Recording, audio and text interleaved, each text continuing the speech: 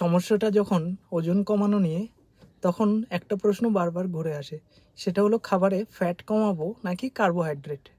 তো রিসেন্টলি একটা মেটা analysis publish হয়েছিল, যেখানে কম্পেয়ার করা হয়েছে high fat low carb diet versus high carb low fat diet.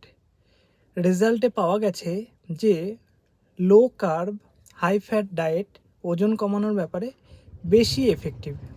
Similarly বডিতে এইচডিএল কোলেস্টেরল বাড়ানোর ক্ষেত্রেও high fat low carb diet বেশি এফেক্টিভ।